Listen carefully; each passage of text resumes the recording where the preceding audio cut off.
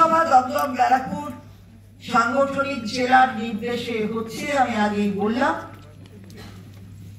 এবং কি কারণ সেটা কর্মীদের বলার অপেক্ষা রাখে না।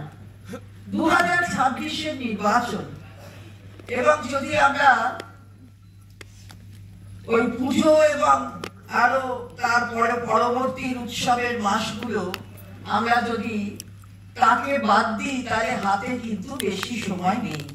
এটা আমাদের সাধারণ সম্পাদক সাংসদ অভিষেক বন্দ্যোপাধ্যায় একটি মিটিং এ বলেছিলেন যে সময় হাতে বেশি নেই, ফলে এগুলো বাদ দিলে এখন যদি দেখি তাহলে হয়তো 8-9 মাস সময় হাতে আছে।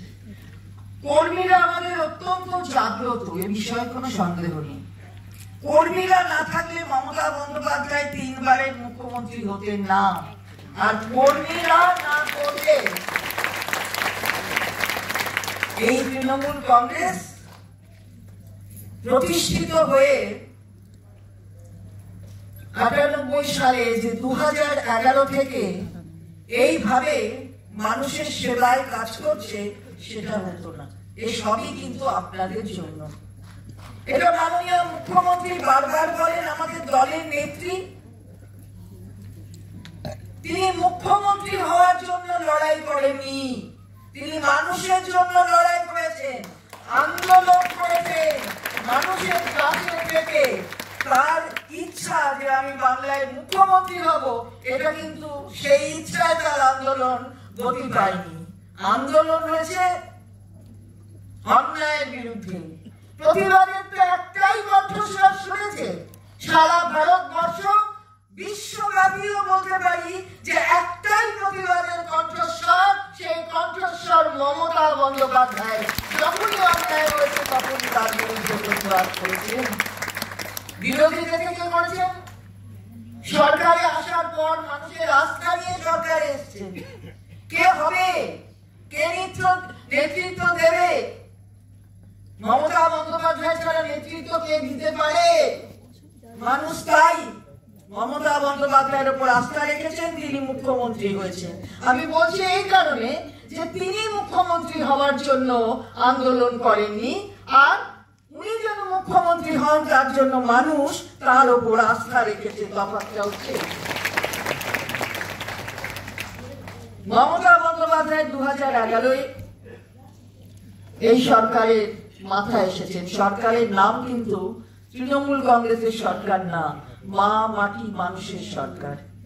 মায়ের স্নেহ, মাটির গন্ধ আর মানুষের পাশে থাকার অঙ্গীকার নিয়ে এই সরকার গঠিত হয়েছিল 2011-এ। 2011 গেছে হয়েছে, 16 গেছে হয়েছে, 21 গেছে হয়েছে, 26-এ হবে। চতুর্থবারের জন্য এই বাংলা তৈরি আছে, আর আপনারাই তার মূল কাণ্ডারি, এ বিষয়ে কোনো সন্দেহ নেই।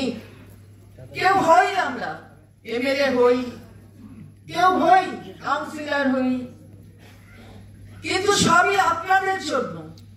আমরা যে যেখানে থাকি এর কিন্তু কোনো অবস্থানগত পার্থক্য নেই। আমি এমএলএ হয়ে গেলাম বলে, মন্ত্রী হয়ে গেলাম বলে একটা বিরাট কিছু হয়ে গেলাম তা কিন্তু নয়। আমার পাশ থেকে যখন আপনারা সরে যাবে তখন আমিও থাকবো না।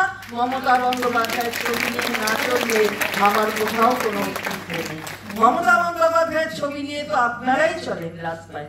সুতরাং সেখানে দাঁড়িয়ে কর্মীরা যে তাদের আগামী দিনের কর্তব্য সম্পর্কে সচেতন, এ বিষয়ে কোনো সন্দেহ নেই। আপনাদের বাড়ি বাড়ি যেতে হবে। আমার আগে অনেকে বলেছেন বক্তারা, বাড়ি বাড়ি যাওয়ার আছে, মানুষের কাছে পৌঁছাবার দরকার আছে। পৌর প্রতিনিধি তো যাবেনই, আমি পৌর প্রতিনিধিদের সাথে যারা দলীয় স্তরে নেতৃত্ব দিচ্ছেন তাদেরও আমি অনেক বেশি গুরুত্ব এবং মর্যাদা আমার মনে হয় যে তাদের দিলে আমরা কিন্তু এই সমন্বয়টা আরো বেশি করতে পারব। এটা আমার ব্যক্তিগত ভাবনা। আমি যদি খালি আমার একটা অর্গানাইজিং ক্যাপাসিটি থাকতে পারে ধরে নিলাম, তাই আমি এমএলএ হয়েছি, মন্ত্রী হয়েছি, তাও আমি একটা